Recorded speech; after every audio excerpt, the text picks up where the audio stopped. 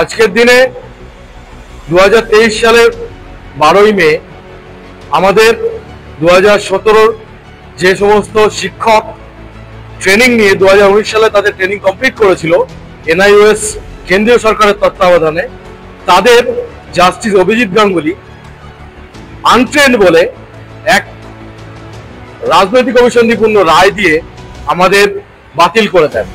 তো সেই দিনটাকে আমরা কালা দিবস হিসেবে আমাদের ইউটিএফ উত্তর 24 পরগনা জেলা পালন করি এবং সেই হিসেবেই আজকের দিনটায় আমরা এখানে একত্রিত হয়েছি।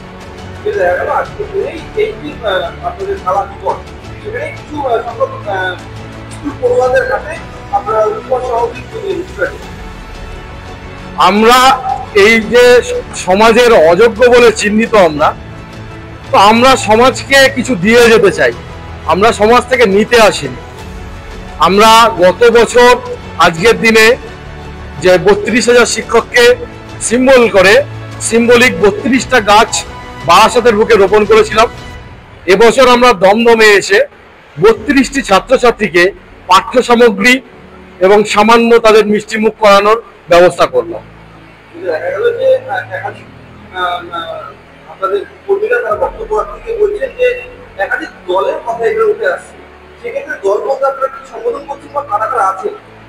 দল বলতে এখানে যে রাজনৈতিক দল সেরকম নয়, এটা হচ্ছে আমাদের বিভিন্ন উকিলের যে দল রয়েছে, টিম রয়েছে, সে উকিলগত বিভাজন একখানা ছিল। সেই বিভাজনটাকে আমরা দূরীভূত করে আমরা যে 32,000 একত্রিত, এই বার্তাটা আমরা আমাদের বিরোধী পক্ষ তথা বিভিন্ন বিরোধী রাজনৈতিক দল তথা আমাদের সমাজের যে জনমানুষের মধ্যে এই বার্তাটা ছড়িয়ে দিলাম।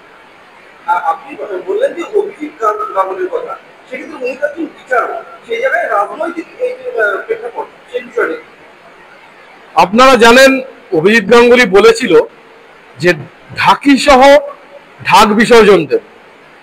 তো উনি সেই হিসেবে আমাদের এক কথায় আমাদের বাতিল করে দেন এবং পরবর্তীতে জানেন যে উনি একটি রাজনৈতিক দলের টিকিট পেয়ে বর্তমানে এমপি হন এবং সেই জাজমেন্ট দেওয়ার কয়েক মাসের মধ্যেই তিনি এমপি হন।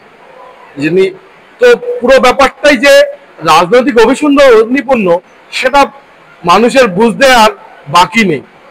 এই মিটিং সর্বতভাবে সফল হয়েছে। আমরা বিভিন্ন টিম থেকে একসাথে বসেছি এবং আলোচনার পরে এটাই উঠে এসেছে, যতই আমরা টিমে ভাগাভাগি হই, আমরা বিভিন্ন টিম থেকে বিভিন্ন লয়ার দিই, কিন্তু আমাদের একটাই পরিচয়, আমরা 32,000 চাকরি হারিয়েছিলাম। এখন চাকরি হারা বলবো না, কারণ আমরা চাকরি করছি এবং আমরা যেভাবে আগে বাচ্চাদেরকে শিক্ষাদান করেছি এখনো করে যাচ্ছি একইভাবে। আমরা এই বৈঠকের পরে আমরা আরো বেশি আত্মবিশ্বাসী।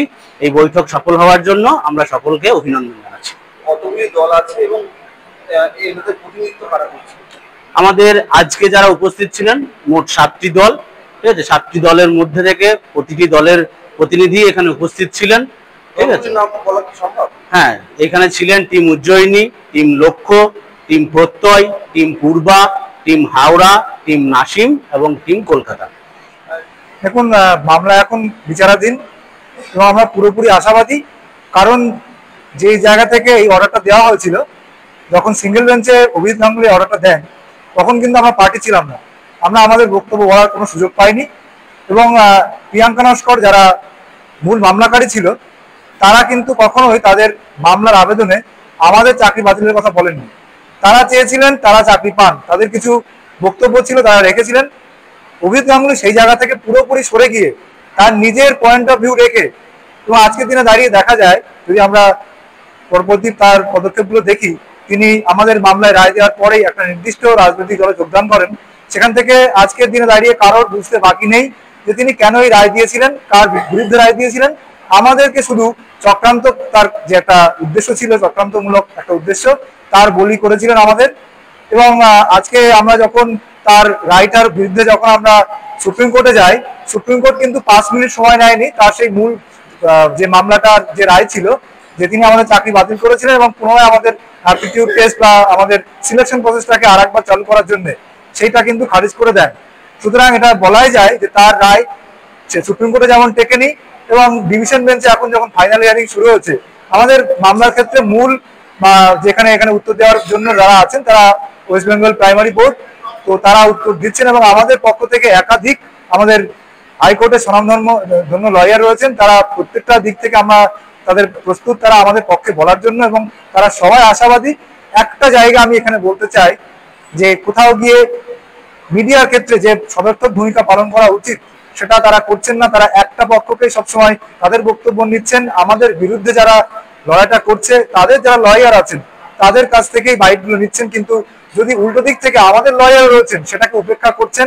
তাদের বক্তব্য যদি শোনা হয় এবং মিডিয়া যদি তার নিরপেক্ষ ভূমিকা পালন করতে পারে তাহলে কিন্তু অনেকটাই চিত্র পরিষ্কার হয়ে যায়। আপনি বলছেন যে আপনারা চক্রান্তের শিকার, সেক্ষেত্রে পরপর রাজ্যে একই ঘটনা, আপনারা 32,000, তারপরে এসএসসি 26,000, তবে শিক্ষা ব্যবস্থা কোন জায়গায় কি ঠেকছে কি মনে হয়? এখন শিক্ষা ব্যবস্থাকে একটা টালমাটাল অবস্থায় আনার জন্য এটা করা হচ্ছে চক্রান্ত।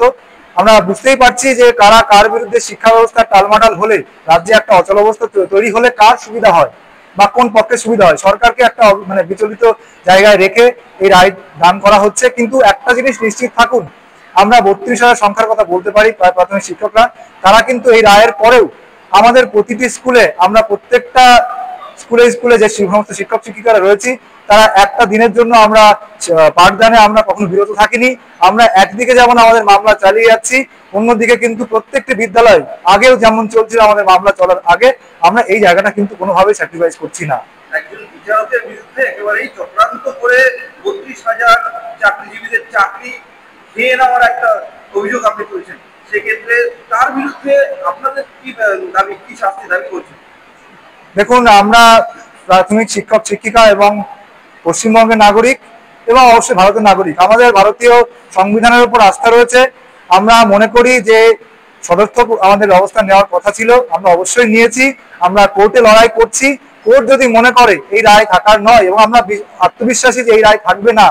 পরবর্তী ক্ষেত্রে আমরা দেখেছি বিভিন্ন জাজের ক্ষেত্রে কি কি হয়েছে, জাজ কখনোই সংবিধানের ঊর্ধ্বে নয়, এবং সংবিধান অনুযায়ী তিনি যদি কোনো অন্যায় করে থাকেন কোর্ট তার বিচার করবেন, আমরা আশাবাদী। আপনার নাম? রিপন সাহা।